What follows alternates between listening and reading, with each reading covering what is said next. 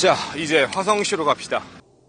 네, 일단 우리는 화성 여대생 살인사건 현장지 같이 한번 가보는 걸로 하도록 할게요.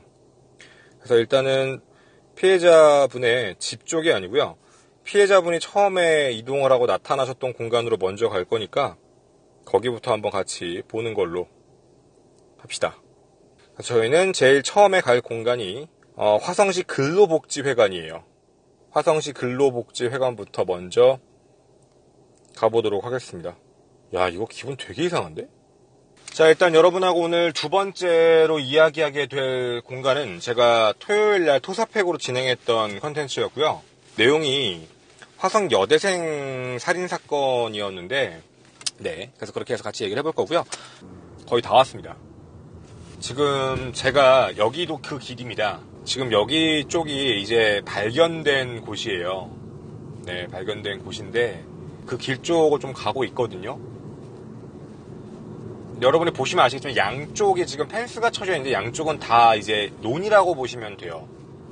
개발하는 거라서. 여기가 이제 화성시인데 이쪽이 사실 그렇게 뭐 번화가는 대학가 앞쪽에 몰려 있는 거지 실제로 번화가는 아니에요. 네, 보시는 바와 같이. 그래서 여기는 뭐 CCTV도 없고 뭐 이런 데는 사실 밤에 혼자 걸어가기도 조금 그런 데고요. 네, 그래서 여러분에게 이제 이런 길들이 있다는 것도 이제 보여드릴 건데, 저는 일단 수원대학교 쪽으로 가서 차를 주차를 하고요. 택시를 타면서 택시기사님하고도 얘기하고 각 현장지에 왔다 갔다 하고, 그 다음에 최종적으로 마지막에 두 가지를 해볼 겁니다. 과연 달리면서 옷을 던졌을 때 가능한지와, 그리고 두 번째는 이제 마지막으로 시신이 발견된 그 장소가 어디였는지, 그렇게 해서 이제 오늘 컨텐츠는 정리를 할 거예요. 이제 수원대학교 쪽이 나옵니다. 길이 양갈래로 갈리고요. 네, 이제 수원대학교 쪽 길인데 보시면 아시겠지만 수원대 쪽 길은 조금은 번화가가 됐어요. 당연히 뭐 그럴 수밖에 없겠죠. 대학가니까. 그래서 지금 현재는 수원대학교 방향으로 가고 있는 거고요. 여러분에게 한 가지만 부탁을 드리면, 지금보다 예전이기 때문에 분명히 예전이 조금 더 후미졌다라는 정도는 이해해 주셨으면 좋겠어요. 그래서 이제 그쪽에서 있었던 사건 현장지를 하나씩 좀 살펴보고 얘기를 좀 드리면서 이동을 조금 해보는 쪽으로 생각을 하려고 합니다. 뭐 제 차로 이동할 수도 있고요. 여기가 택시가 사실 많이 잡히는 공간이 이쪽은 아니라서, 네, 뭐 그건 제가 상황 보고 제 차로 이동해야 되면 제 차로 이동하고, 네, 그게 아니면 택시를 타고, 네, 그런 식으로 해서 움직이도록 하겠습니다. 사실 이 사건에 대한 내용은 여기 지역 주민분들도 거의 잘 모르세요. 네, 그러니까 화성 연쇄살인 사건 정도야. 여기도 연쇄살인 사건이 있었던 장소예요. 이쪽이. 그래서 어떻게 보면 조금, 네, 기분이 조금 그럴 수도 있는 곳이기도 하겠죠. 네. 그래서 일단 여기와 관련된 이야기부터 여러분에게 먼저 안내를 해드리면서, 많이 바뀌었어요. 아파트 들어서고 약간 번화가처럼 바뀌어서. 제가 여기를 지금 가는 이유는 뭐냐면, 지금 여기가 피해자가 마지막까지 확인됐던 장소입니다.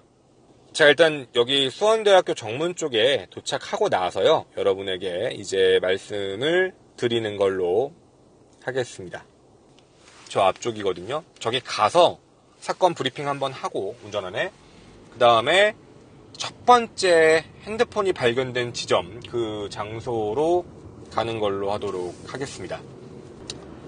자, 이제 저는 와우리 공단 쪽에 다 왔습니다. 여러분과 와우리 공단에서 이제 이야기를 같이 한번 시작해 보도록 하겠습니다. 기분 되게 묘하네요. 이상하네. 번화가라는 말, 일반적으로 우리가 생각하는 도시 번화가 정도, 뭐 이렇게 강남이나 이런 정도까지는 생각하시면 안 될 것 같고, 이 지역에선 제가 봐도 가장 번화가이기는 하네요.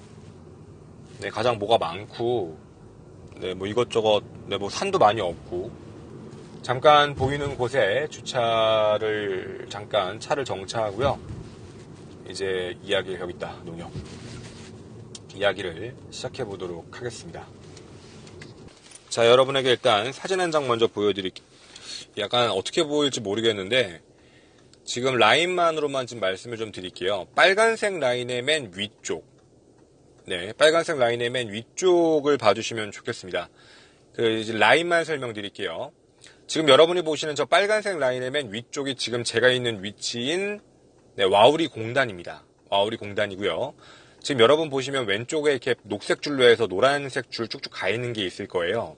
저기가 유류품이 발견된 장소예요. 그러니까 보시다시피 유류품이 한 길을 따라서 이렇게 쭉쭉쭉 떨어지면서 하나씩 나왔던 겁니다. 어떤 얘기인지 아마 이해하실 수 있겠죠? 그리고 좀 맨 오른쪽에 빨간 점이 여기 이제 화성 근로복지사회관이고요. 수영장이 있는 곳이에요. 네, 그리고 이제 가운데에 있는 빨간색 점하고 노란색 줄하고 연결되어 있는 저기가 피해자분의 집입니다. 네, 이렇게 이해해 주시면 좋겠어요. 사건 브리핑입니다. 화성 여대생 살인 사건이고요. 이름은 노양입니다. 노양. 네. 당시 2004년 10월 27일이었고요. 2004년 10월 27일 기점으로 해서 말씀을 조금 드리도록 하겠습니다. 오전 10시에 대학교 중국어 중간고사를 보시고 집에 돌아오고요. 오후 3시에 두 동생과 분식집 떡볶이랑 김밥을 먹었습니다. 그리고 집에 잘 있다가 오후 7시에 아까 말씀드렸던 수영장, 네, 그 수영장에 가서요. 어머니한테 전화를 합니다. 수영 강습이 끝나면 좀 데리러 오면 안 돼? 라고 얘기를 했는데 어머니가 그때 좀 바쁘다고 못 오신다고 했습니다. 그렇게 수영 강습이 1시간 정도 지나고 이제 씻고 나온 오후 8시 25분인데요. 8시 25분에 화성복지관 근처 버스 정류장에서 경진여객 소속 34번 버스를 탑승하고 남동생에게 문자를 보냅니다. 금방 간다. 근데 여기까지는 다 사실입니다. 그리고 오후 8시 35분 수원대학교 정류장, 제가 방금 지나온 데입니다. 거길 지나쳐서 지금 이쪽에서 내린 겁니다.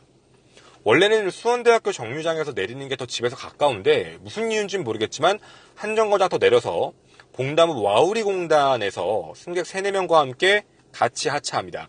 여기는 집과 약 3, 4km 떨어져 있는 곳이라고 보시면 제일 좋을 것 같아요. 그 이후에 연락은 없었습니다. 그렇게 실종됐던 건데요. 이렇게 말씀을 좀 드릴게요. 8시 35분까지는 어떻게 확인이 됐냐면 버스의 기록, 그러니까 CCTV로 확인이 됐어요. 버스를 25분에 탔고 35분에 하차했다. 이게 다 확인이 됐기 때문에 실제로 여기에 대해서는 이제 의심을 할 수 없는 사실입니다. 그렇게 되고요.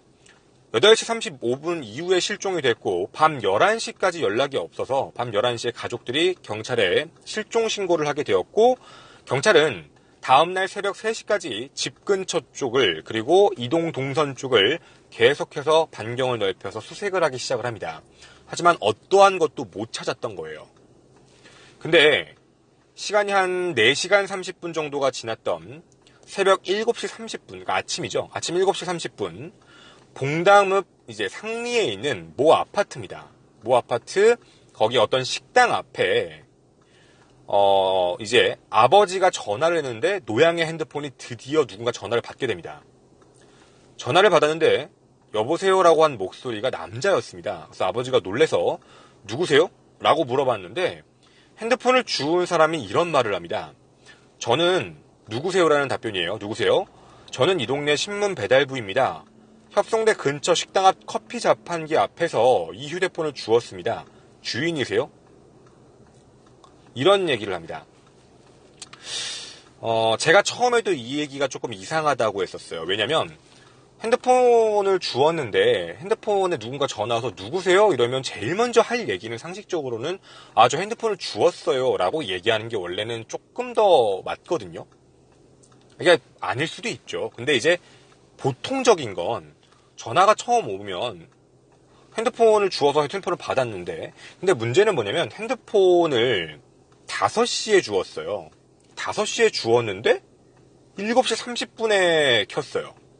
근데 7시 30분에 전화를 켜서 받아서 한다는 얘기가 누구세요라는 말에 저 핸드폰 주운 사람입니다 라는 얘기가 아니라 저는 이 동네의 신문 배달부입니다. 협성대 근처 식당 앞 커피 자판기 앞에서 이 휴대폰을 주었습니다. 주인이세요? 라고 얘기한다는 게 좀 말이 이상했다는 거예요. 이 언급 자체가. 이 사람은 37살 신문 배달원 김모 씨였습니다. 본인은 이걸 새벽 5시에 주었다라고 얘기했고요. 새벽 5시에 주었는데 이게 이상한 게 뭐냐면 화성복지관에서 집 반대 방향 4km 떨어진 공간입니다. 자, 우리 아까 보여드렸잖아요. 여러분 제가 지금 화면 기준으로 보시면 요 화면 기준에서요.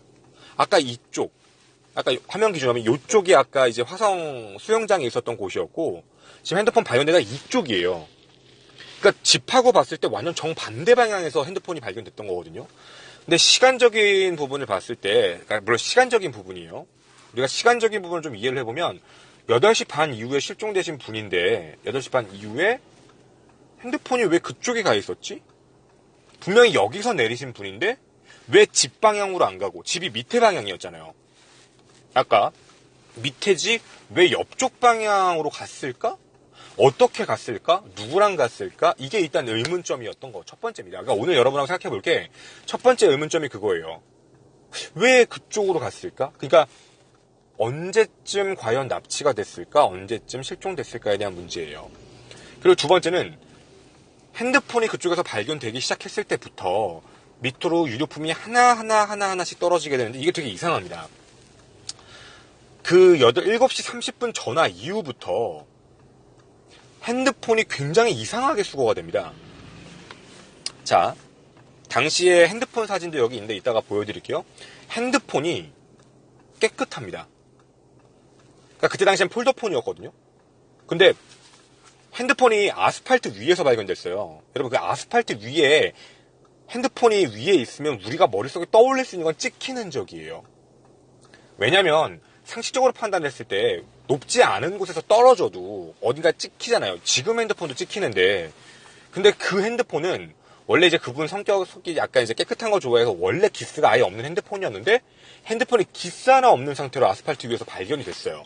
그럼 우리가 생각을 할 수 있는 건 뭐냐면 핸드폰을 아스팔트 위에다가 이렇게 놓고 갔다예요. 그러니까 이것도 아니에요. 이런 정도도 아니고 그냥 어떠한 기스도 없이 그냥 이렇게 놓고 갔다는 얘기거든요. 그래서 저도 처음에 의심을 했던 건 정말 놓고 갔을까요? 이게 정말 놓고 간 걸까? 이게 왜 내가 의심이 갔냐면 그 뒤에 있는 유류품들에 대한 문제예요. 뭐 속옷이라던가 뭐 청바지라던가 이런 옷들은 막 던져져 있었는데 왜 핸드폰만 그렇게 차분하게 밑에 냅뒀지? 누군가 전화해서 경찰하고 전화통화를 하게 하기 위해서라면 사실 그걸 바닥에 둘 필요가 없거든요. 더 눈에 띄는 곳에 두던가 그랬었어야 되는데 왜 하필 그걸 바닥에 뒀고 그 껌껌한 아침에 어떻게 신문배달부는 그걸 찾았을까에 대한 생각도 되게 이상했어요. 그래서 저도 의심을 했던 건 신문배달부가 정말 그걸 찾았었을까? 원래 들고 있던 게 아닐까라는 게 이상했던 거였던 거예요. 처음엔. 그렇게 되기 시작을 하고요. 그 다음부터 하나씩 이제 유품들이 발견이 됩니다. 오전 9시 25분에부터 경찰 2명과 의경들이 주변을 수색하기 시작을 했는데 9시 30분에 9시 30분에 실종 당시 입었던 청바지가 발견됩니다. 9시 반이죠. 그리고 10시에는 청바지 발견지에서 50m 정도의 가디건 보라색 가디건, 검정색 가디건, 보라색 티셔츠가 확인이 돼요. 그리고 오전 10시 반에 가디건 티셔츠 발견 지점 100m 정도 떨어진 곳에서 브래지어가 발견되고요. 오전 11시에 브래지어 발견 지점 50m에서 운동화랑 흰색 양말이 발견됩니다. 오후 4시에도 발견되고요. 10월 31일 오후 12시 30분 경도 발견되고 3시 반에 신용카드까지 발견되고 이렇게 유류품이 계속해서 발견이 돼서 아까 보시는 라인 따라 밑으로 쭉쭉쭉 내려가는 구조가 나오게 됩니다.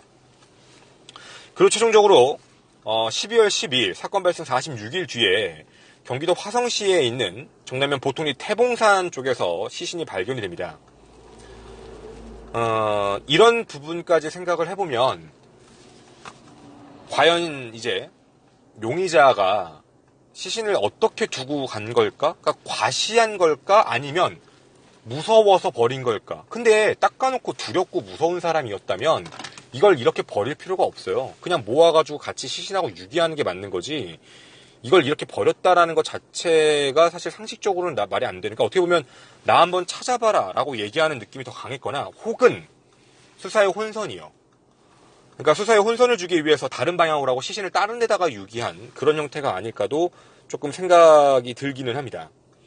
그래서 여러분하고 저하고는 이제부터 같이 이제 시작을 할 공간이 바로 여기입니다. 저는 봉당읍 상리로 가게 될 거고요.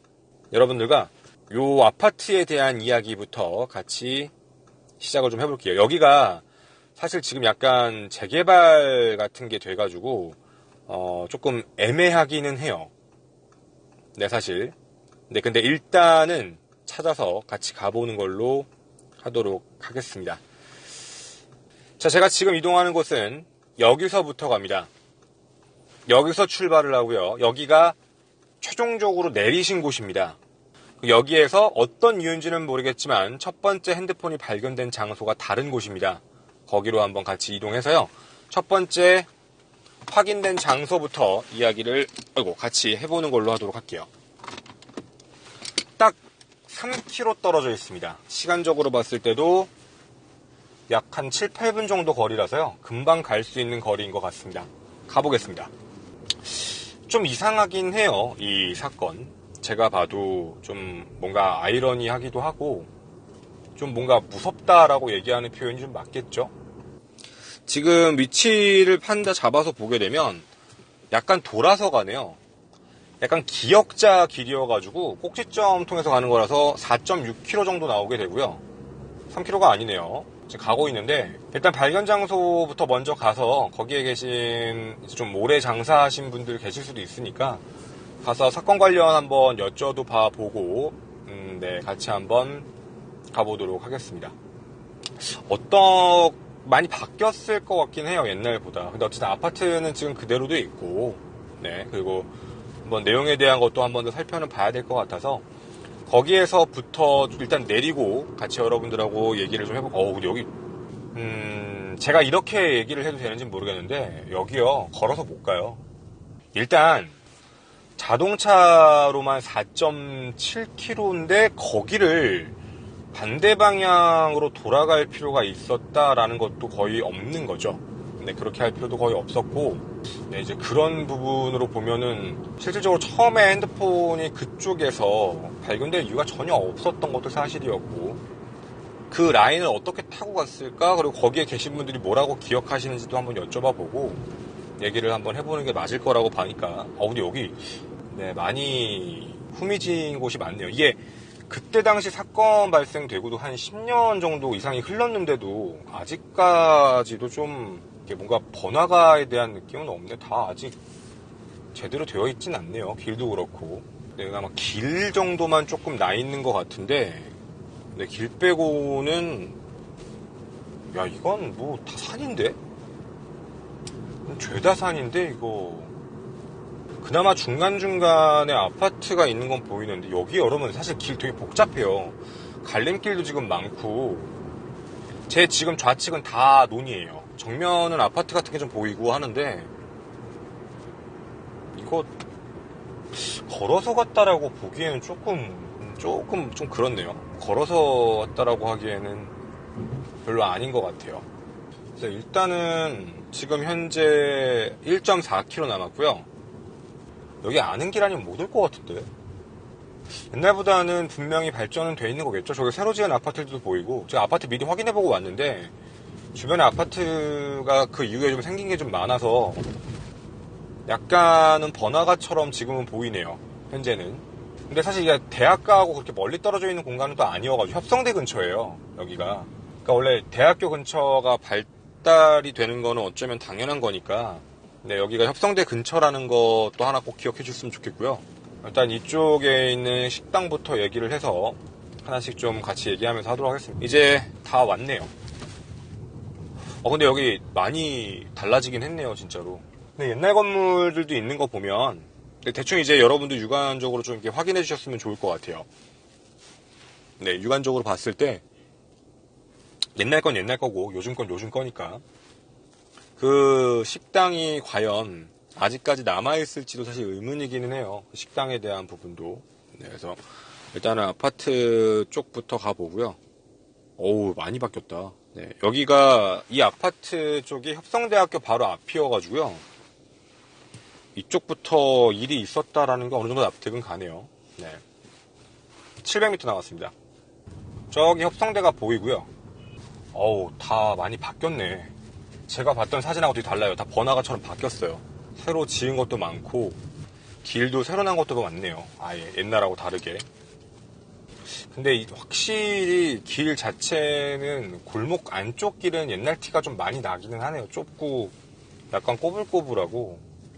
이 길 되게 이상하네. 이거 뭐야 이거. 자, 잠시 이제 도착은 했고요. 차는 이 근처 쪽에다가 네, 주차장에다 주차를 하고요. 이제 슬슬 택시 타고 이제 걸으면서 확인을 좀 해봐야 될 것 같아요. 네, 이제부터 이제 시작인 것 같습니다.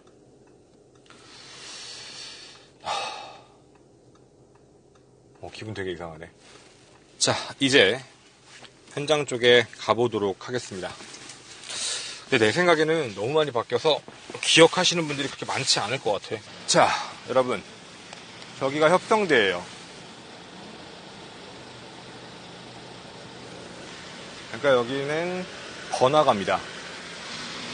지금 그때 당시에 이제 아파트의 상가였거든요. 아파트 상가. 그래서 지금 아파트 쪽 상가를 가보고 있는데 많이 리뉴얼이 좀 돼가지고 없어질 수도 있죠. 근데 다만 위치는 알아요. 그래서 위치 쪽부터 먼저 같이 확인을 좀 해보는 걸로 할게요. 되게 많이 바뀌었어요. 그래서 저 앞쪽부터 가서 여기가 당시에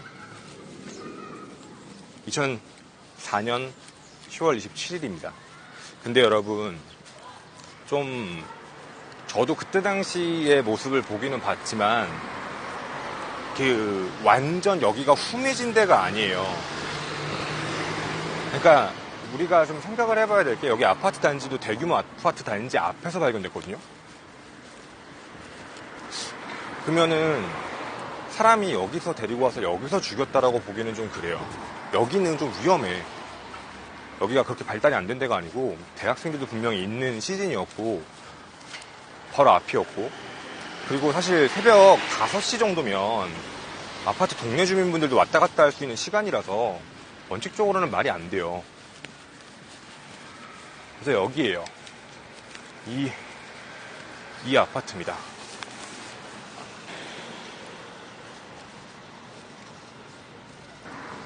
지금 보시면 아시겠지만 여기가 아파트 단지고 저쪽 방향으로 가면 합성대가 있는 방향이라서 여기 그렇게 후미진 데는 아니거든. 우리 지금부터요, 잠깐 제보 좀 들어볼게요. 확인해봐야지. 계시나? 안 계신 것 같은데? 확인해볼게요. 실례합니다.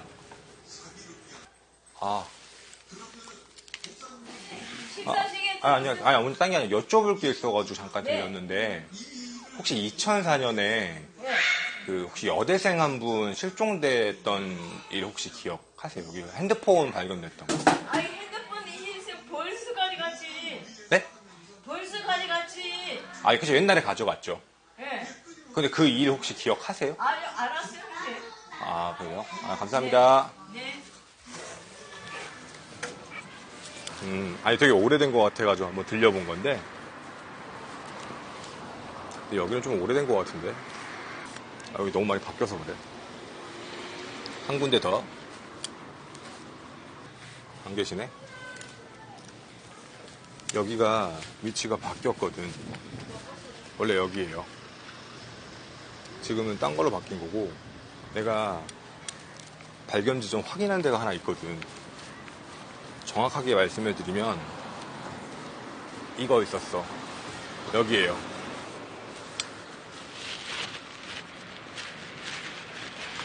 딱 여기였어요. 여기랑 여기. 그러니까 지금 여러분이 보시는 공간에서 그냥 얘기만 드리면, 여기서 핸드폰 발견됐거든요. 새벽 5시에. 그러니까 근데 여기가, 내가 왜 여기가 좀 이해가 안 가냐면, 사람이 되게 많은 공간에서 과연 핸드폰을 그냥 우연하게 발견을 했다라는 게 말이 될까라는 게 좀 이해가 안 갔어요. 그리고 더불어서 운전하시는 분께서, 나 신문 배달원을 사실 내가 이렇게 의심하고 싶은 건 아닌데, 신문 배달을 하시는 분이 새벽 5시에 여기서 핸드폰을 처음 찾았다라고 얘기를 했고, 그리고서 그걸 가지고 이제 핸드폰을 여기서 받았다고 연락을 해서 여기서 전화를 한 거예요.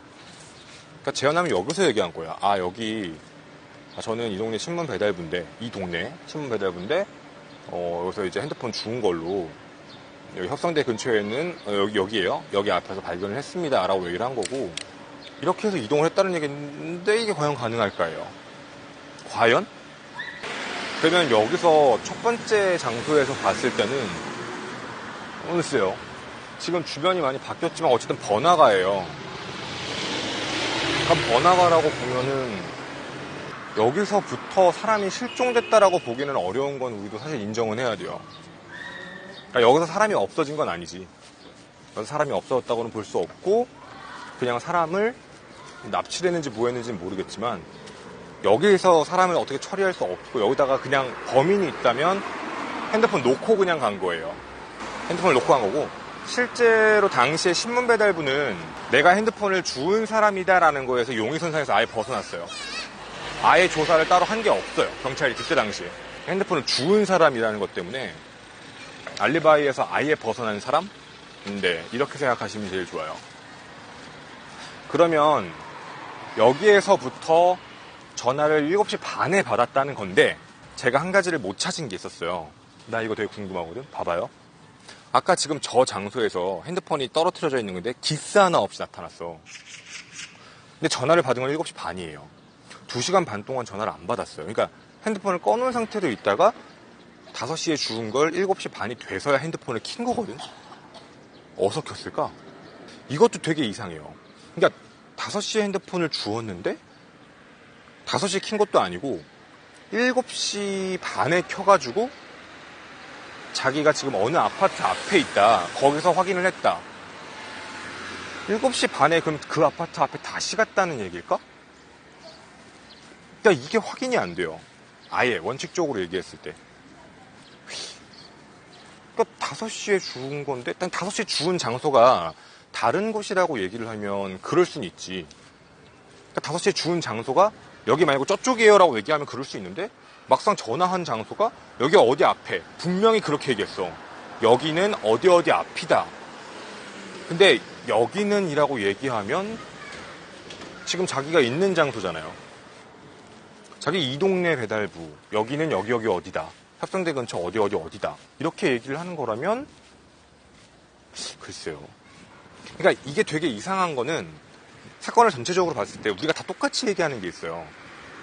시신을 처리를 하고 시신을 유기할 마음이 목적이었고 성범자가 목적이었다고 가정을 해보면 뭐가 제일 이상하냐면 그냥 시신과 함께 모든 유류품을 다 함께 없애버리면 되는데 굳이 그 시신에서 전부 다 분리를 해서 5시간 뭐건 간에 다 분리를 하고 그걸 다 뗀 다음에 그 다음에 일을 저지른 거예요.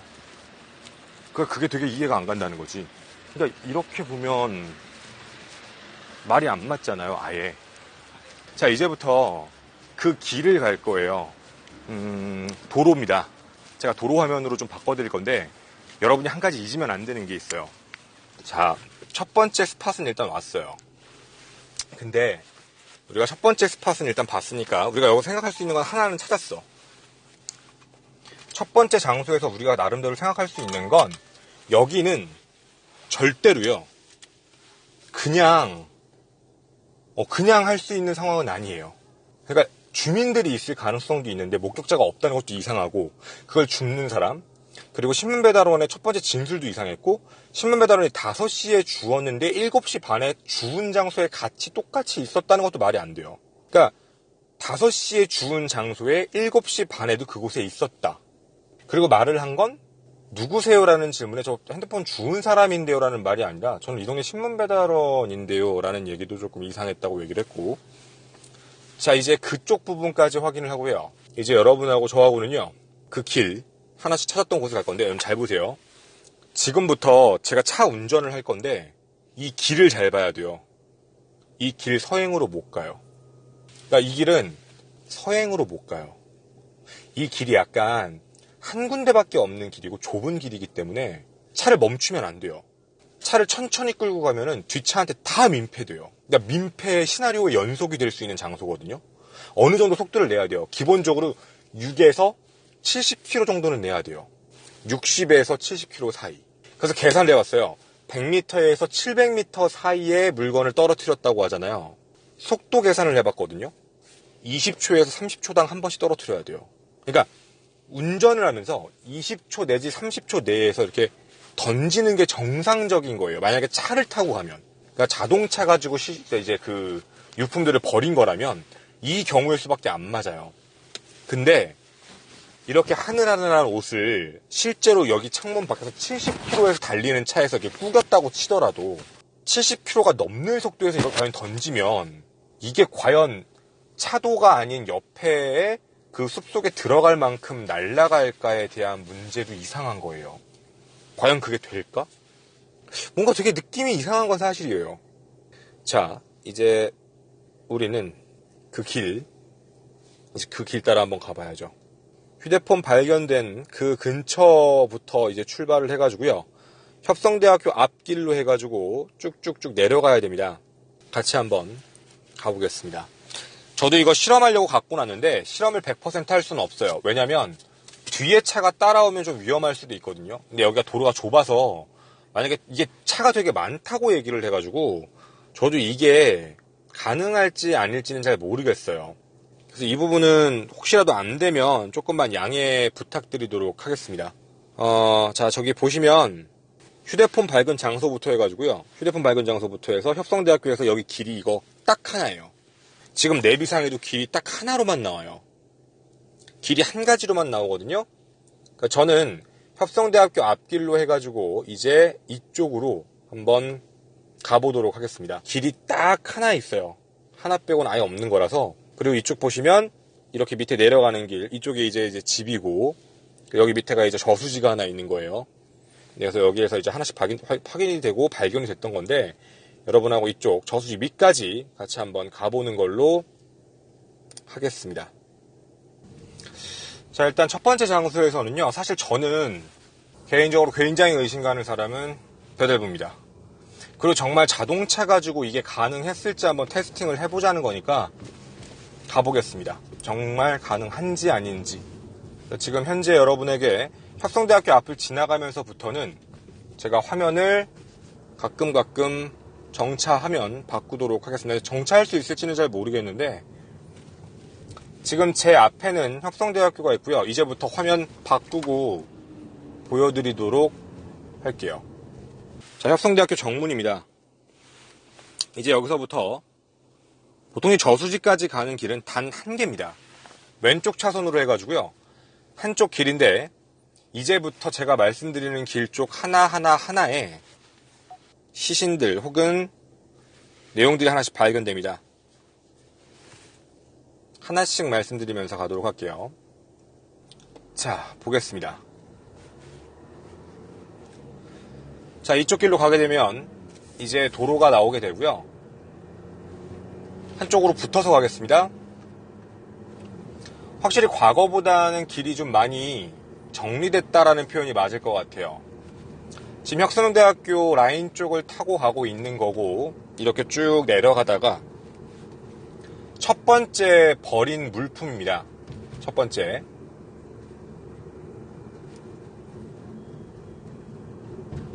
이 정도쯤입니다. 이 정도쯤에서 첫 번째 확인된 게 티셔츠. 저 오른쪽에 아마 보이실 거예요. 숲 같은 거 많이 보이시는 거. 저게 옛날에 다 내려와 있었는데 지금 옆으로 좀 민 것 같거든요. 저 옆쪽 숲속 같은 데서 첫 번째로 티셔츠가 발견됐고요. 그 밑에서 저 앞쪽입니다.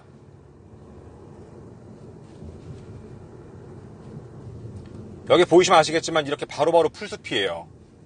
여기서 청바지가 발견되고요. 정액이 묻어있는 청바지. 그리고 조금 더 내려가게 되면 똑같이 이런 야산 같은 게 엮이거든요. 이런 데서 보이는 그 다음이 브래지어입니다. 여러분 보시면 아시겠지만 길 넓거든요. 자, 그 다음에 조금 더 내려가서 확인되는 부분, 조금 더 내려가야 됩니다. 이쪽은 아니에요. 자, 지금 만약에 범인이 범행을 저지른 거면 옆에 건물 있는 건 다 피했어요. 자, 지금부터 1차선입니다. 여기서부터 보시면 오른쪽에 있는 저 물건에다가 이제 하나씩 더 던지기 시작합니다. 유류품들이 하나씩 확인되는데 양말도 여기서 발견됩니다. 지금 제가 조수석이 아니라 운전석에 있거든요. 여기서 오른쪽으로 던졌을 때 과연 이걸 잡을 수 있을까요? 여기 지금 1차선이에요, 여러분. 제가 여기서 느리게 가거나 하면 뒤에 차들이 쫓아보고 밀리는 것도 맞고요. 문제는 한 가지 분명히 말씀드릴게요. 자동차로 그 낮 시간, 아침 시간에 버리는 게 뭐가 어렵냐면 뒤에 차가 봐요. 이거 100% 뒷차가 확인할 수밖에 없는 구조거든요. 이렇게 되면. 뒤에서 아니 저 앞에 차가 왜 갑자기 옷을 던지냐 뭐 이럴 수도 있는 거고, 그게 좀 눈에 띌 수도 있는 문제이기 때문에 여기 부분에서는 실질적으로는 그냥 뭔가 던지면서 이동을 했다? 그러니까 차를 타면서 던졌다라고 보기가 지금 쉽지 않아요. 저도 지금 약간 실험을 해보고 싶긴 했는데 지금 여기 지금 뒤에 차들 다 붙어 있거든요. 전 지금 시속 현재 60km로 달리고 있습니다. 지금 뒤에 차 따라오고 있어서 그래요. 뒤에 지금 투아렉 차량이 따라와서 제가 지금 천천히 못 가는 거고, 더 원래 빨리 달려야 될 것 같긴 한데 지금 일단 규정 속도 맞추고 있는 거고요. 그래서 지금 보시면 아시겠지만 글쎄요. 그리고 이런 데다가는 안 버렸어요. 이렇게 뭔가 옆에 건물이 있다거나 이런 데는 버리지 않고 바로 옆에 숲과 연결되어 있는 부분에다가만 하나씩 버렸다라고 보시면 됩니다. 거리가 멀지는 않습니다. 이거 나름대로 사실 뭘 타고 가건 간에 굉장히 빠르게 갈 수 있고요. CCTV는 아예 없어요. 지금도 여기에는 근처에 CCTV가 확인되는 게 없고요. 그럼 뭐 2004년에는 더 없었겠죠, 아마도. 네, 아마 그렇게 예상은 되고요. 이렇게 해서 계속 직진을 하게 되고 저 앞에 이제 고식길이라는 데까지 이렇게 되면 오게 되고요. 그러면 이게 과연 정말 가능하게 던질 수 있는 걸까라는 게 저는 지금도 의심이 가요. 던질 수 있었을까요? 그러니까 마치 보란듯이 조금 던져놓고 지나가서 수서 방향을 이쪽으로 계속 이끈 건데, 이쪽으로 이끈 이유가 있었습니다. 이쪽으로 계속 가다 보면 이쪽 라인으로 계속해서 버린 거거든요. 이러면 한 가지가 떠오르는 게 있어서 그래요. 제가 지금 있는 쪽 오른쪽이 저수지입니다. 그러니까 오른쪽에 있는 곳이 저수지라서 사실 경찰도 처음에는 이게 혹시 저수지에 그럼 시신이 있는 건가? 라는 생각을 할 수밖에 없었다라고 얘기를 하더라고요. 이렇게 해서 쭉 내려오게 되면 이제 최종적으로 마지막 신용카드까지 확인이 되고 최종적으로 모든 게 다 끝납니다. 근데 과연 여기를 어떻게 알고 와서 어떻게 버렸는지 솔직히 신기하기도 하고요. 어떻게 유기를 하려고 마음을 먹었는지 모르겠지만, 자, 일단 밑쪽 길까지는 이렇게 다 내려왔습니다. 잠시 정차하겠습니다. 자, 저는 길을 다 내려왔습니다. 잠깐 보여드릴게요. 여러분이 보시는 대로요, 저는 지금 길을 따라서 내려왔습니다. 쭉 처음에 발견된 지점부터 해가지고요, 밑쪽으로 해서 쭉 따라서 내려왔습니다. 그래서 보시는 바와 같이 이쪽 지점까지 같이 내려온 거고요. 여기부터 요즘 저수지가 있잖아요. 지금 제가 이 저수지 쪽 요쪽에 있는 겁니다. 여기가 이제 피해자분의 집 쪽이고요. 자, 그럼 잘 정리를 해보면 저는 지금 이쪽에서 먼저 한번 출발을 했고요. 그리고 처음에 핸드폰이 발견된 그 장소에서부터 해서 여기를 쭉 라인을 따라서 지금 현재 내려와 봤는데, 일단 길은 1차선이어서 좁았고요. 뒤에 차들이 붙으면 어쩔 수 없이 던질 수도 없습니다. 그리고 딱 봐도 길이 인도하고 뭔가 숲 같은 게 연결되어 있는 그런 딱딱딱 있는 곳이 첫 번째. 그런데 두 번째는 또 어떤 것도 있었냐면, 사람들이 뭔가 이렇게 건물 같은 게 들어와 있는 공간은 절대 버리지 않았어요. 자, 그러면 이 공간을 따라서 쭉 내려갔다라는 것 하나. 네, 이렇게 해서 하나. 그리고 요 밑에까지 해서 몇 가지씩 더 발견됐던 것들. 이렇게 해서 쭉 내려서 버렸다라는 부분이 하나입니다.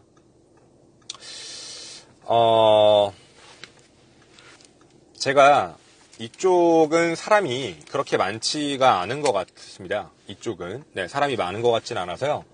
잠깐 테스팅을 잠깐 하도록 하겠습니다. 뒤에 차가 없는 걸 확인하고요. 제가 한번 던져볼게요.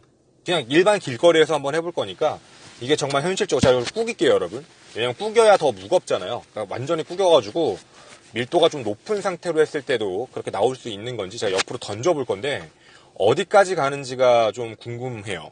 어디까지. 그래서 속도가 어느 정도 나왔다라는 가정하에 조금 달려보고요. 차 없는 거 확인하고 네, 제가 지금 테스팅을 조금 해보도록 하겠습니다. 물론 차도에 대해서 큰 문제 없이요.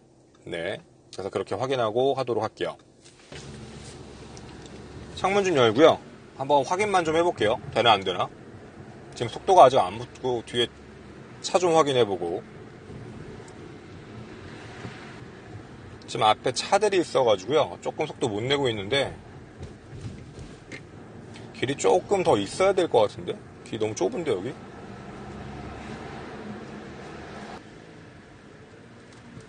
뭐 길에 신호도 없네요 여기는.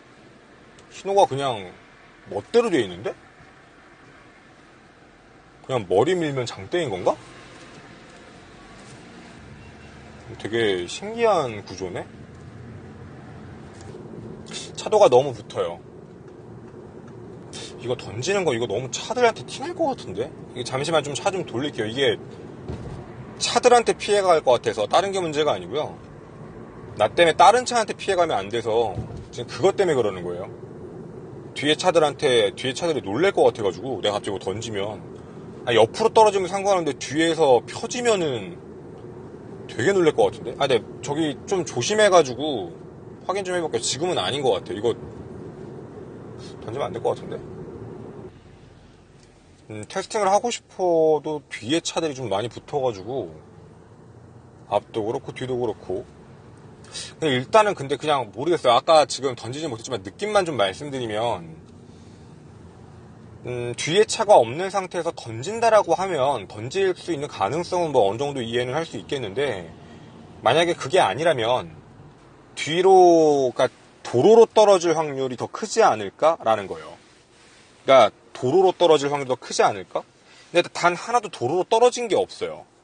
네, 그러니까 도로로 떨어진 것도 없고 그냥 전부 다 옆에 있는 숲 같은 데 떨어진 거라서 이건 사실 어떻게 보면 되게 이상한 게 맞거든요. 네, 그렇게 된 거고 여러분에게 또 이제 마지막으로 하나 이제 여러분에게 보여드릴 건 뭐냐면 수사가 이상하게 혼선이 됐던 게 하나 있었어요. 아까 사진 보면 아시겠지만 이 노란색으로 쭉 다른 길로 간 게 있고요. 뭔가 이렇게 집 방향처럼 이렇게 들어가는 거예요. 그러니까 집 방향으로 이렇게 들어가는 게 하나 있다고 치면 이렇게 라인이 집 방향이었고 근데 시신이 발견된 부분은 그쪽이 아니에요. 이쪽이에요. 그러니까 시신 발견 부분이 완전히 다른 쪽에서 발견되게 만들어놨어요. 모든 구조 자체를 보면 저도 이게 왜 그런지는 모르겠지만 고의적인 건지 그러니까 마치 그냥 장난치는 것처럼 했다라는 느낌이 되게 많이 들어요. 그래서 이게 만약에 자동차 가지고 던지는 걸로 만약에 한다라고 한다면 그러니까 자동차라면 저는 개인적으로는 혼자 할 수 있다라는 생각은 안 들어요.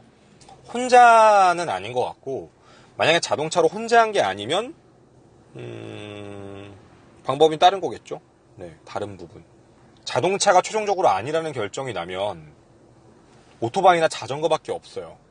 걸을 수는 없으니까 오토바이나 자전거 정도로 생각을 하는 게 어쩌면 가장 적합하지 않을까? 되게 이상하게 했다는 거라서 그러니까 뭔가 두려움에 의해서 하나씩 던져놨다라고 보기에는 말이 하나도 안 맞는 부분이고 너무 대담하게 던졌으니까 만약에 자동차를 쓴 거라면 둘이 함께 움직여야 되는 부분이 어떻게 보면 맞을 수도 있는데 사실 차에서 계속 던졌다고 보는 것도 조금 이상하기도 하고 그래서 여러분들과는요 이제 태봉산 방향으로 같이 가보도록 하겠습니다. 여기가 최종적으로 이제 확인이 된 곳이고요. 이제 산 방향으로 마지막으로 한번 이동을 좀 해볼게요. 내가 지금 방금 좀 이상한 걸 알아봐가지고 출발하겠습니다. 근데 여기가 근데 내가 하나 확인해 본 바에 따르면 이 산 못 올라간다고 했거든? 그리고 이제 한 가지 얘기해 드리면서 좀 갈게요. 김모 씨에 대한 이야기인데, 실제로 김모 씨가 용인에서 범죄를 해서 이제 잡힌 사람이 한 명 또 있었어요. 용인. 네, 그래서 용인 여대생 실종 사건이 1년 뒤에 있었어요. 네, 1년 뒤에. 근데 이제 그 사람이 같은 사람인지는 잘 모르겠는데 이게 이제 그냥 나온 정보로만 그냥 말씀을 드릴게요. 그냥 똑같이 나온 정보로만. 이게 나왔던 얘기 중에 그냥 저기가 제일 이상했던 얘기예요. 실제 그 용인 여대생 살인 사건에서 확인됐을 때 자신의 엑센트 자동차에 지나가는 여대생을 태운 다음에 이제 원했던 방향이 아닌 다른 방향으로 데리고 가서 이제 성범죄를 저지르려고 했는데 상대방이 완강하게 거부하고 도망가는 걸 확인하고 이제 따라가서 시신 이제 죽인 거죠.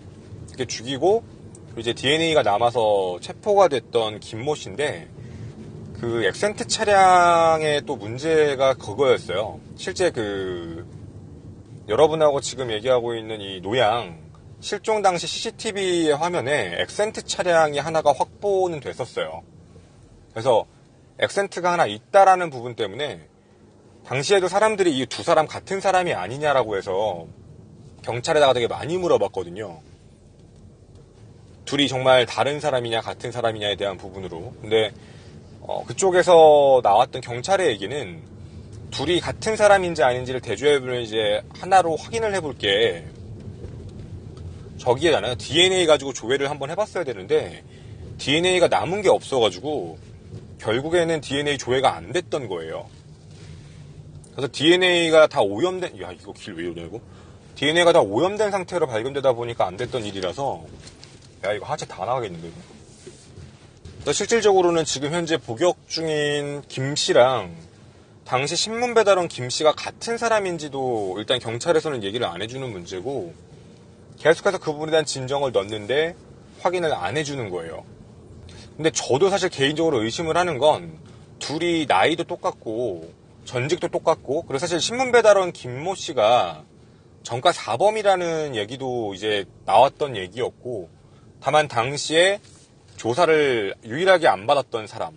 왜냐면 최초에 이제 물품을 발견했던 사람이라는 것 때문에 용의자 선상에서 제외됐던 상태라서 그 사람에 대한 조사가 아예 없었던 상태이기도 했고 근데 원래 약간 사이코패스적인 애들은 범행을 거의 비슷하게 저지르는 것도 맞아서 용인 여대생 사건하고 화성 여대생 사건하고는 너무 방식도 흡사해 있고요. 그러니까 이제 비슷한 경험 그게 너무 많았어요 사실. 그래서 다들 의심을 많이 했던 거니까 정확하게 누가 뭐 범인이다 라고 단정 지을 수는 없겠지만 저도 사실 아닌 것 같아. 그냥 뭔가 그냥 맞는 것 같아요. 느낌상.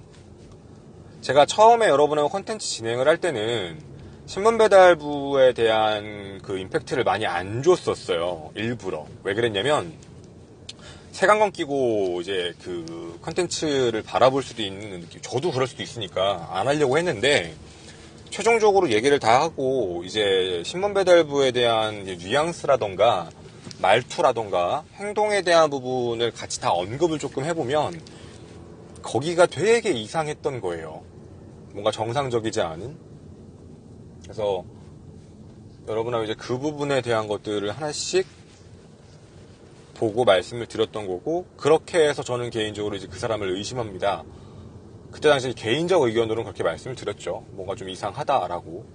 하필이면 또 화성에서 또 벌어진 사건이다 보니까 당시에 연쇄살인 사건 11번째 피해자 아니냐라는 얘기도 너무 많이 나와서 그리고 좀 빨리 이상하게 묻은 이유도 있는 것 같기는 해요. 이게 당시에 경찰청장 처음으로 취임해가지고 자기가 자신있게 잡겠다고 얘기했는데 DNA 오염돼 있었고 이래서 일이 조금 이상하게 꼬인 문제지.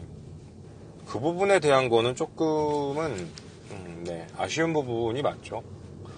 원칙적으로는 제가 만난 모든 프로파일러나 형사, 전직 형사분들은 다 똑같이 얘기했어요. 처음에 그 국과수에서 연구했던 사람 그 DNA가 이제 저기 겹쳤다고 하는데 그거 원래 정말 큰일이라서 함부로 처리할 수 있는 일이 아니라고 다 똑같이 말씀을 하시더라고요. 그리고 더더군다나 지금 기술은 DNA를 이제 분리시킬 수 있어서 그거 찾기만 하면 되는 문제인데 지금 근데 그걸 지금 찾지를 못하게 된 거죠.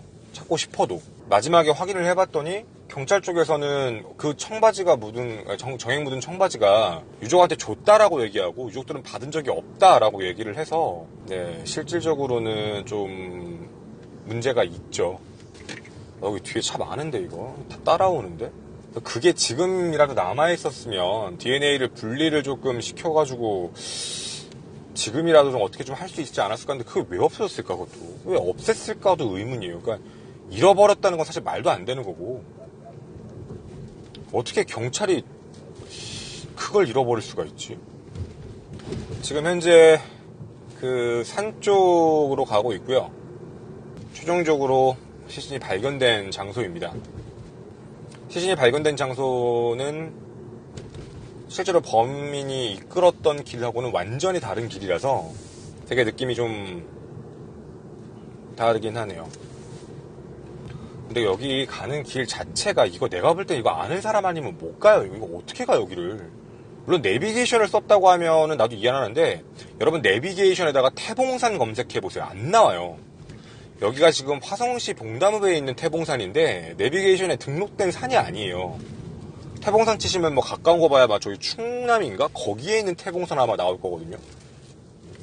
그러니까 이게 내비에서도 검색이 안 되는 산인데 여기를 난 태봉산이라고 부른 것도 이번에 알았어요. 어차피 나오지도 않는 산인데 이걸 어떻게 찾아서 왔을까? 범인은 조건이 필요해요. 제가 봐도 조건이 필요한 건 혼자일 수도 있고 둘일 수도 있다고 치지만 혼자라면은 분명히 자동차로 하는 데에는 한계가 있다라고 생각은 하고 만약에 둘 이상이라면 그것도 둘 이상이면 차로 할 수 있는 가능성도 있겠지만 뒤에서 차가 따라오는데 물건을 버린다는 것도 사실 그렇게 쉬운 건 아닌 것 같고 시신을 유기한 장소가 내려가는 길에서 한쪽으로 빠져서 이제 아무도 모르는 야산 쪽에다가 버렸다라고 생각을 해보면 여기는 지리도 잘 알고 있어야 되고 이 근처에 어느 정도 살고 있었어야 됐고 그런 게 아니면 실질적으로는 불가능해요. 그러니까 이런 얘기를 하면 참 그러면 안 될 수도 있는데 자꾸 한 명한테 초점이 맞춰지는 건 사실이에요. 자꾸 누군가가 의심은 가거든요. 물론 심증이에요. 이거 가지고 뭐 그 사람이 무조건 범인이야 이렇게 얘기할 수 없는 건 맞는데 그냥 모든 정황이 자꾸 한 사람한테만 가는 게 저도 그러고 싶진 않지만 되게 좀 그래요 사실 이거. 그쪽 지리를 잘 알고 있어야 하며 네, 사람을 납치를 하는 데 있어서도 큰 문제가 없어야 된다라는 부분. 사실 근데 나도 이게 좀 궁금했거든. 여러분 만약에 여성분들이 의심이 좀 많다라는 가정하에 오토바이를 태워준다고 하면 탈까요? 오토바이로 한다 그러면 과연 오토바이는 될까? 난 그 생각도 좀 들었었어요. 오토바이도 불가능한 게 아닐까? 오토바이는 사람들이 타려나? 과연? 만약에 오토바이건 자동차건 모르는 사람 걸 안 탄다라는 가정이면 실질적으로는 납치를 하거나 강제로 때렸다거나 이런 수가 아니면 말이 안 돼. 왜냐면 화성 말고 용인 여대생은 자신의 엑센트 차량에서 태워주겠다고 했을 때 그 사람이 탄 거예요. 그때는 그 사람이 타서 일이 벌어진 건데 이거는 사실 평상시에 피해자분이 그런 걸 안 탄다라고 얘기를 하거든요. 그런데 제가 예전에도 말씀을 좀 드리지만 사실 프로파일링 하시는 분들이 항상 주시하고 얘기하는 게 있어요. 가족의 진술과 주변인의 진술은 함부로 믿는 게 아니다라는 얘기가 있거든요. 그러니까 사건을 조사할 때 배제하라고 얘기를 많이 해요. 왜냐하면 그분들은 대부분 자신들의 주관적인 관점에서 이제 얘기를 하는 경우가 많아서 야 이거 뭐야 길 잠깐만 1km밖에 안 남아서 바꿀게요. 여기가 태봉산 들어가는 길입니다.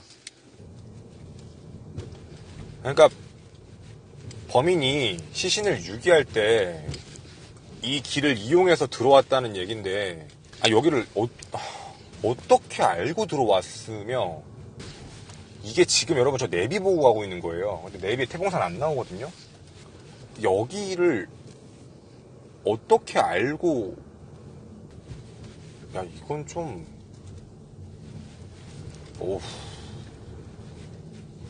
지금 여러분 눈앞에 보이시는 저 산이에요. 저기가 태봉산입니다. 검색해도 안 나오는 산. 진짜 아는 사람 아니면 올라갈 이유도 없고요. 지금이야 약간 포장을 좀 해놓은 것 같은데 예전에는 이쪽에 거의 다 비포장도로라고 얘기를 했어요.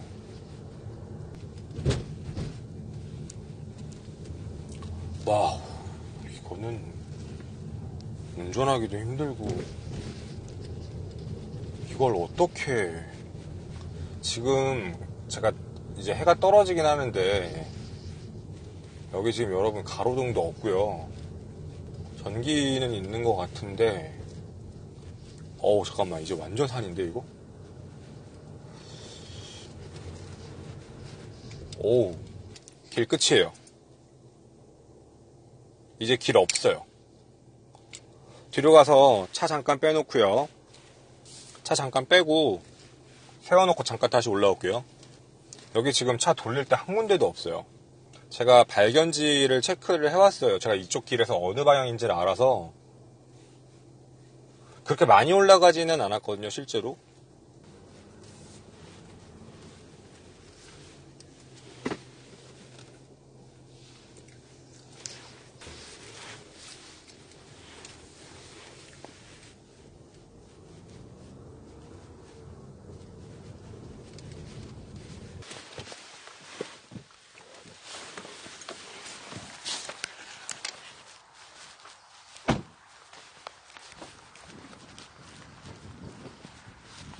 자, 여러분,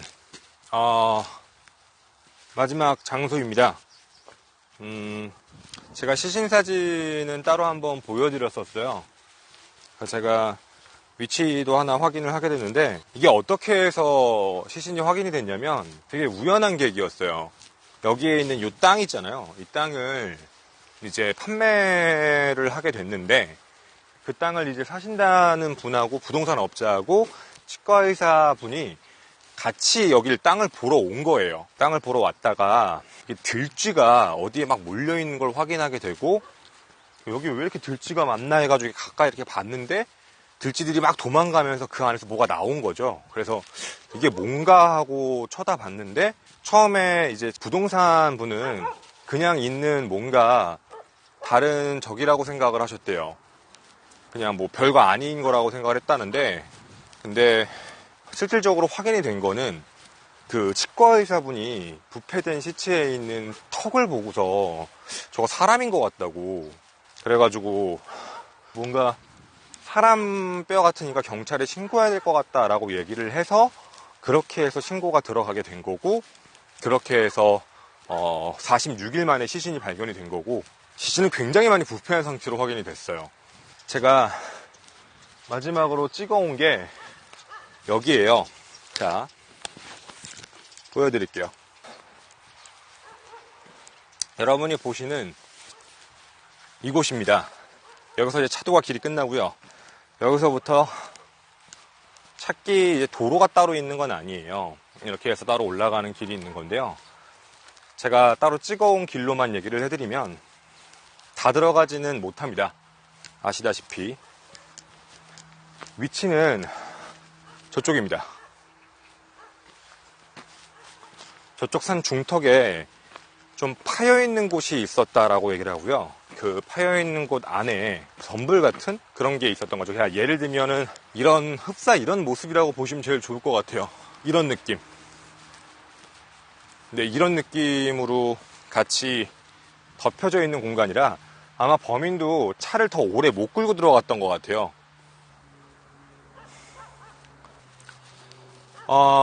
최종적으로 사건 잠깐만 얘기를 하도록 하겠습니다. 오늘 하루 종일 봤는데 되게 느낌 이상하네요. 2004년 10월 27일 오후 8시 35분 기준으로요, 실종되신 노양입니다. 밤 11시부터 새벽 3시까지 주변을 다 찾았는데 확인이 안 됐고, 7시 30분에 최초로 핸드폰에 전화가 통화가 됐는데, 아버지하고 통화했던 아버지의 첫 번째 말이 누구세요? 라는 말에 상대방 답변은 저는 이 동네 신문 배달부입니다. 협성대 근처 식당 앞 커피숍 한 개 앞에서 이 휴대폰을 주웠습니다. 주인이세요? 라고 얘기를 합니다. 제가 이 답변에 대해서도 한 가지 여러분에게 이상한 점이, 대부분 핸드폰을 줍고 여보세요 누구세요? 라고 하면 저 핸드폰 주웠는데 라고 나오지 자신의 신원을 얘기하는 경우는 좀 이상하다라고 얘기했던 부분이고요. 두 번째는 협성대 근처 식당 앞에 커피숍 한 개 앞에서 이 휴대폰을 주웠다라고 하는데 정확한 위치는 틀렸습니다. 왜냐하면 위치적으로 판단을 했을 때는 도로가였어요. 길거리 밑에서 확인이 된 거지 실제로 그 커피숍 한 개 앞이라고 얘기할 필요는 없거든요.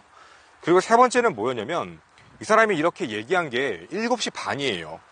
핸드폰을 처음 주운 게 5시라고 했는데, 그러면 경우의 수가 5시엔 다른 데서 주워서 자기가 지금 있는 데를 얘기한 게 아니거든요. 그건 5시와 7시 반 사이에 다시 한번 그 장소에 있었다라는 부분도 이상해요.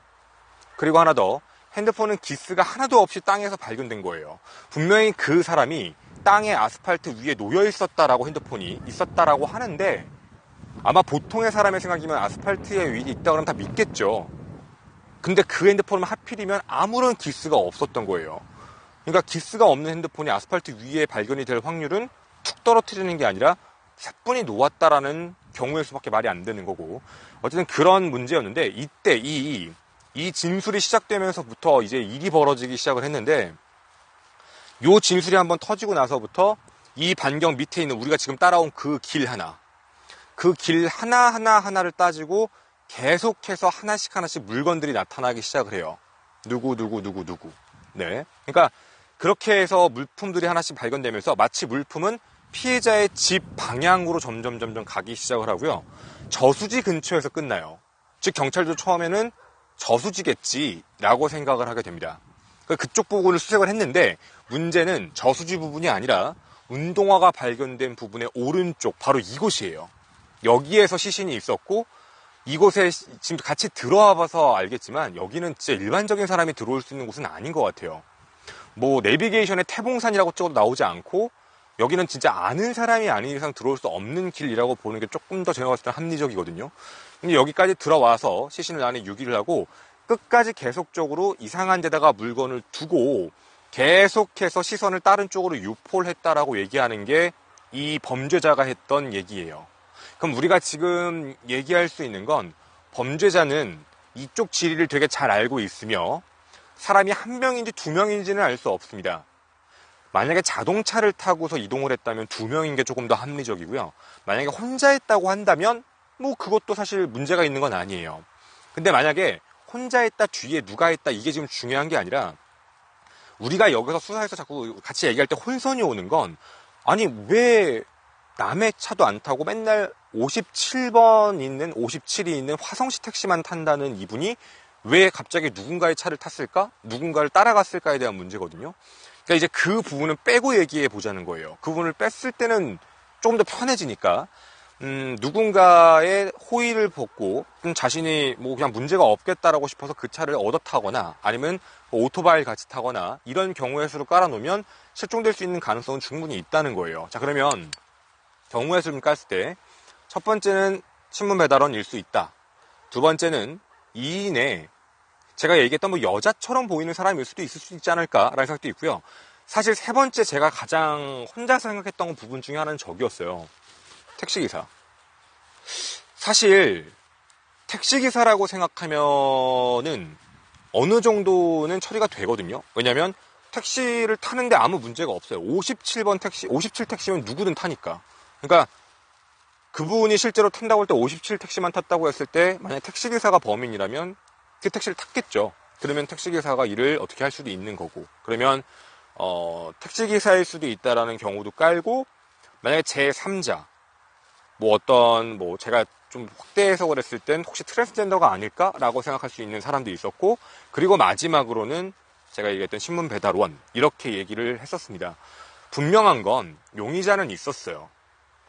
용의자도 분명히 있고 분명히 심증적으로 누군가가 범인일 수도 있다라는 생각은 분명히 나오는데 경찰이 실수를 했어요. 최종적으로 DNA에 대한 부분에 실수가 와서 4,700명을 수사를 했지만 DNA가 맞지 않았고 알고 봤더니 DNA 오염 상태여서 확인이 안 됐다 정도로만 알게 됐던 그런 얘기였습니다.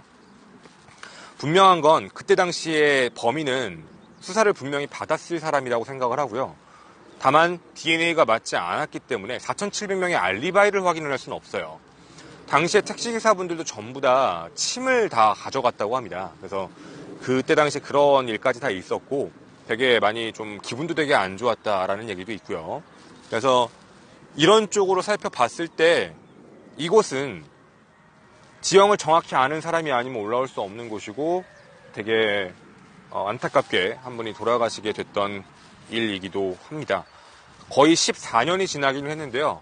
네, 미제 사건입니다. 해결도 안 됐고 그 누구도 찾지 못했고 다만 여러분하고 같이 보면서 첫 번째 휴대폰이 발견된 장소에부터 약간 의심이 있었고 그 다음에 이동할 때 이동 동선 자체도 조금 이상했고 그리고 최종적으로 이 지리까지 봤을 때 한 가지 확실한 건 분명히 그 근처의 사람이었고 뒤쪽 지리를 잘 아는 사람이었고 아마 4,700명 중에 한 명으로서 분명히 조사를 받은 사람이 아닐까? 아마 자신의 침을 처음에 제출을 하고 그랬을 때 가장 불안해했을 사람이 아닐까라는 생각이 들어요. 4,700명 중에 한 명의 침이니까. 근데 참 운이 좋게도 걸리지 않은 거죠. 걸리지 않아서 나왔던 일이라고 생각을 합니다. 네. 그래서 여러분에게 이제 그 얘기를 해드리려고 이제 온 거고요. 여기까지가 여러분들과 오늘 이야기하게 될 제 토요일날 컨텐츠 야방의 이야기의 끝이었습니다. 감사합니다, 여러분.